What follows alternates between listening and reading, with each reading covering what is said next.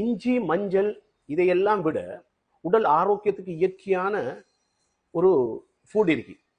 But ஏசியாவில் மிச்சம் காலமாக பாய்ச்சிட்டு வரோம் நாம இந்த ஏஷியன் கண்ட்ரீஸில்.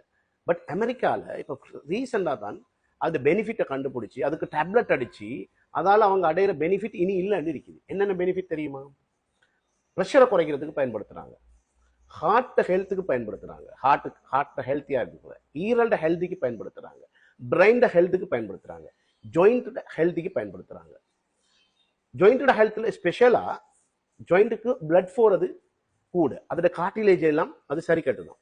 அப்போ ஜாயிண்ட் பெயினில் உள்ள ஆக்களுக்கு இது என்ன செய்யுதுன்னு கேட்டால் ஜாயிண்ட்ல இன்ஃப்ளமேஷன் சொல்லுவாங்க. அதாவது ஜாயிண்ட் பெயின் வாரத்துக்கு காரணம் ஜாயிண்ட்ல வீக்கம் அடைகிறது. அதே மாதிரி குடல்லையும் வீக்கம் அடைகிறது மீக்கி.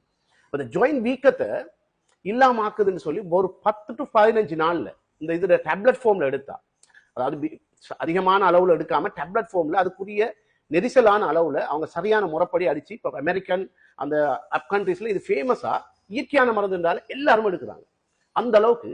ஆனா பட் நம்ம இயற்கையா கொஞ்சம் கொஞ்சமா எடுத்துக்கிட்டீங்கன்னா போதுமான அளவு நம்மகிட்ட இல்லை. இது என்ன மருந்து ஆச்சரியமாக்குதா? இது என்ன என்ன வகையான மரக்கறிந்த ஆச்சரியமாக்குதா? இது வேற ஒண்ணும் இல்லைங்க. நம்ம எடுக்கிற பீட்ரூட் மருந்து, அதுல செய்யற மருந்து தான். அதுல அளவுல சரியான 21.1% சரியான கன்சன்ட்ரேஷன் படி சரியான அளவுல ஒரு 15 நாள் எடுத்தா ஃபுல்லி ஜாயிண்ட் பெயின் எல்லாமே போகுது. மிச்சமா நம்ம எடுக்கிற ஜாயிண்ட் பெயினுக்கு எடுக்கிற பெயின் கில்லருக்கு ஈக்குவலா இருக்குதான். அப்ப நமக்கு பெயின் கில்லரால கேஸ்ட்ரிக் வருது, வேற வேற பிரச்சனைகள் வருது. பீட்ரூட்டால் நமக்கு எந்த பிரச்சனையும் பெருசா வரப்போகுது வேண்டாம். மூத்திரம் மட்டும் யூரின் மட்டும் கலர் டிஸ்கலரேஷன், அதால ஒரு பெரிய பிரச்சனை. அப்ப சைட் எஃபெக்ட் இல்லாத இப்படி ஒரு மருந்தை கண்டுபிடிச்சி இதுக்கு மருந்து சரியா தயாரிச்சு அந்த அளவுல எடுத்துக்கொண்டா இப்படி ஒரு விஷயம் இருக்கிறது. நம்ம பாவிக்கிற நம்ம நாட்டிலையும் வேற ஆசியா கண்ட்ரிலையும் இருக்கிற மருந்துக்கு நம்ம மகிழ்ச்சி அடைய வேணாமா? இதை நம்ம சரியா பாவிச்சு நம்மளோட வருத்தங்களை சுகப்படுத்திக் கொள்ள வேணாமா?